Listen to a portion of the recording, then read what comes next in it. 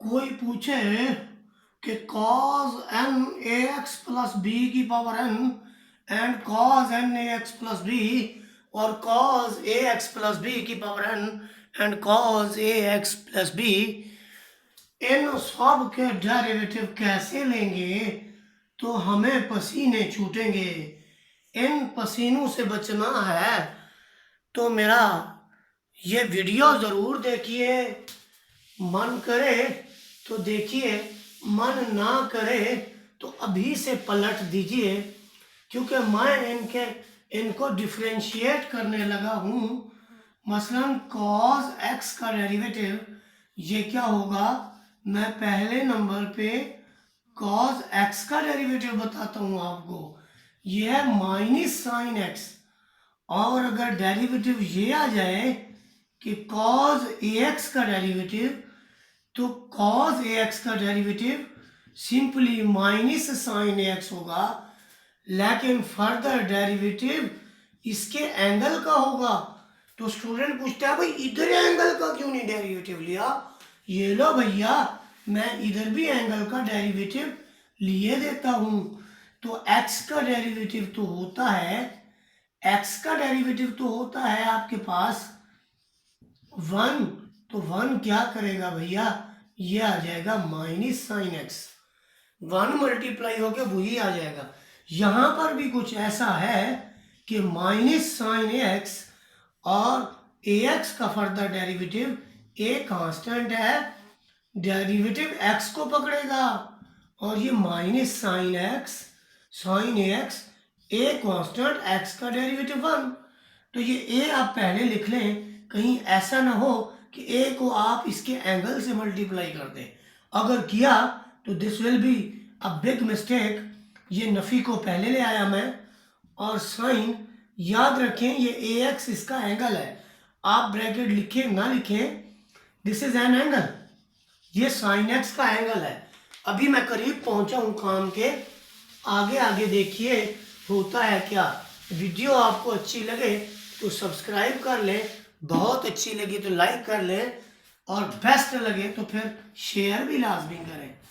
ये सारे डिफरेंशिएट मेरे कॉज से रिलेटेड होंगे। अभी तक मैं ax तक पहुंचा हूं, अब मैं जो डिफरेंशिएट करने लगा हूं कॉज में मैं ax प्लस b का भी इजाफा कर रहा हूं। तो इसके डेरिवेटिव में जैसे ये है वैसे इसके कान से पकड़ के इसको कॉज को कन्वर्ट कर ले माइनस साइन में। ये एंगल आप वैसे का वैसे लिख ले, कुछ भी नहीं किया हमने। वही कॉस का डेरिवेटिव तुम ले चुके माइनस साइन, वही लिखने के बाद जो इसका एंगल है ऐसे लिखे, लेकिन जो फर्दर डेरिवेटिव है वो आप दें इसके एंगल को, और एंगल का further derivative you know very well कि इसमें a का डेरिवेटिव, a तो कांस्टेंट है, डेरिवेटिव आप देंगे x को, फिर आगे एक डेरिवेटिव देंगे आप कांस्टेंट को। अब आप यहां पर कहेंगे इधर तो कांस्टेंट को नहीं दिया, कांस्टेंट अगर अकेला होता है यानी सी एफ ऑफ एक्स है और आप इसे डेरिवेटिव दे रहे हैं, तो सी आपका एज इट इज आएगा और डेरिवेटिव एफ को मिलेगा। और अगर आपके पास यहां पर सी अकेला है तो वो होता है कांस्टेंट का डेरिवेटिव, और कांस्टेंट का डेरिवेटिव तो जीरो होता है। तो ये बातें भी साथ साथ याद रखते जाएं, आगे जाके काम आएंगी। Minus sine ax plus B, A constant है, ए आपके पास कांस्टेंट है, फर्दर जो आप डेरिवेटिव लेंगे x का वो 1 है, अकेले कांस्टेंट का डेरिवेटिव 0, तो यहां से मिला हमें जस्ट 1, a मिला, उस a को आप यहां पे लें तो आपका ये रिजल्ट आ गया ax प्लस बी और साथ में माइनस a। तो ये हमने लिया cos ax प्लस बी का डेरिवेटिव। अब हम यहीं पे क्या करते हैं कि इसकी पावर में चले जाते हैं कि अगर यहां पर पावर आ जाए तो फिर डेरिवेटिव में टोटली चेंज आ जाएगा। कैसे चेंज आएगा देखें, जो डेरिवेटिव है पहले स्ट्रक करेगा इस पावर को। पावर को कैसे स्ट्रक करेगा कि पहले नंबर पे, अच्छा इतनी कॉम्प्लिकेशंस जो आ गई हैं आपके पास, पहले हम ले लेते हैं इस पे एंगल पे पावर ले लेते हैं। तो कॉज का डेरिवेटिव वैसे माइनस साइन,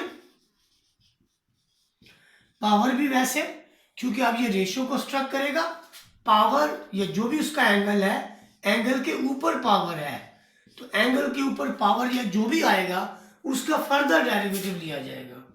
तो this is minus sine A x plus B raise to the power N, और साथ में आप क्या करेंगे, इसकी पावर एन के बाद आप इसका जो डेरिवेटिव लेंगे पावर पहले लिखेंगे और पावर में से एक कमी करेंगे और फर्दर विदाउट पावर आप इसका डेरिवेटिव लेंगे। और ये काम हम कर चुके हैं अभी। देखिए माइनस साइन और a x plus B raise to the power n के साथ यह एन है और ए एक्स प्लस बी की पावर एन माइनस वन है। ए कांस्टेंट है, एक्स का डेरिवेटिव 1, अकेले कांस्टेंट का डेरिवेटिव 0। अब मैं अगर ए को मल्टीप्लाई कर दूं एन से और इस सारी चीज को पहले ले आऊं, तो ये माइनस मैं पहले लिख रहा हूं एन ए और साथ में a x plus B raise to the power n minus 1। इसके बाद मैं ये वाली वैल्यू लिखूंगा, वो सारी मैंने लिख ली। अब मैं लिखूंगा, अब जो मैं लिखूंगा, अब मैं लिखूंगा sine A x plus B raise to the power N. तो ये जो मेरा डेरिवेटिव था, ये मेरा डेरिवेटिव था cos A x plus B raise to the power N. Cos without power था। अब मैं क्या करता हूं कि यही पावर अगर मैं इधर दे दूं तो फिर क्या हो, आप देखिए अब क्या होगा कि डेरिवेटिव स्ट्रक करेगा पावर को। ये देखिए कॉस, पावर पहले, पावर में से एक कमी,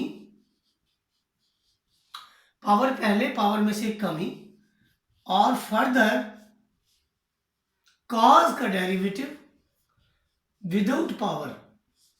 अब देखिए यहां कॉस पे मैंने कोई पावर नहीं डाली, तो ये आपका power N cos N minus 1 A x plus B और कॉस का डेरिवेटिव माइनस साइन फंक्शन। और फर्दर आपको पता है कि इसका जो डेरिवेटिव हम ले चुके हैं, ए ले चुके हैं। अब क्या होगा कि माइनस ए के साथ ये पहले आएगा। कांस्टेंट हमारे पास एक तो ए है, दूसरा एन है, इन सब का मल्टीप्लीकेशन का रिलेशन है, साथ में माइनस भी है, तो माइनस एन ए और साथ में आप लिखें कॉस एन माइनस 1। ये देखें एन भी लिख लिया, ए भी लिख लिया, फिर मैं कॉस लिखने जा रहा हूं ए एक्स प्लस बी, उसके बाद मैं ये लिख रहा हूं और साइन में ए एक्स प्लस बी। तो ये हमारे पास रिजल्ट होगा जब पावर इसकी रेशियो पे जाएगा। अब अगर यही पावर दोनों जगह पे आ जाए, कॉस पे भी आ जाए और साइन पे भी आ जाए, सॉरी कॉस पे भी आ जाए और इसके एंगल में भी आ जाए, तो फिर हम क्या करेंगे, फिर जरा देखिए कि फिर जो हमारा मामला है कुछ यूं होगा कि पहले जो पावर है वो इस डेरिवेटिव की ट्रिग्नोमेट्रिक रेशियो की पावर को हिट करेगा, यानी पावर पहले और पावर में से एक कमी, बाकी जो भी एंगल है वो एज इट इज। अब फर्दर जो डेरिवेटिव हमने लेना है वो है जी विदाउट पावर। अब आप कहेंगे विदाउट पावर क्या चीज, विदाउट पावर रेशियो। एंगल का यहां पर कोई किरदार नहीं है। एंगल का डेरिवेटिव तब होगा जब रेशियो का डेरिवेटिव एक्सपेंड होगा। तो एंगल का डेरिवेटिव तब होगा जब उसका रेशियो का डेरिवेटिव जो है वो होगा। तो कॉस का डेरिवेटिव माइनस साइन, ये bracket for the multiplication A x plus B, और यहां पर हम क्या करेंगे कि पावर को एज इट इज हम लिख देंगे, लेकिन जो फर्दर यहां पर इसका डेरिवेटिव आएगा अब वो पावर के साथ आएगा, वहां पर पावर पहले हिट होगी। ये देखें जी, अब मैं क्या चीजें ला रहा हूं, मैं इस साइन फंक्शन को भी इसके साथ लिख रहा हूं, साथ में माइनस भी बाहर ले रहा हूं। ये देखिए minus N cos N minus 1 A x plus B raise to the power N sine A x plus B raise to the power n। अब इसका जो डेरिवेटिव है, पावर पहले, पावर में से एक कमी, और फर्दर विदाउट पावर डेरिवेटिव, और यू नो वेरी वेल कि इसका जो डेरिवेटिव है वो 1 a आता है। तो उस a को क्या करेंगे हम, सबसे पहले लिख लेंगे -na cos n-1।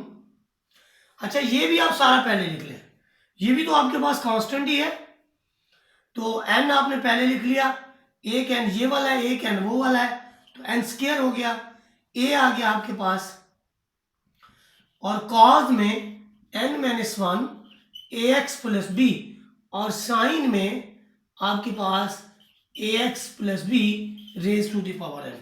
तो अगर आपके पास दोनों में पावर n आ जाती है तो फिर उसका सोल्यूशन ये होगा, this is the last solution for the cos function.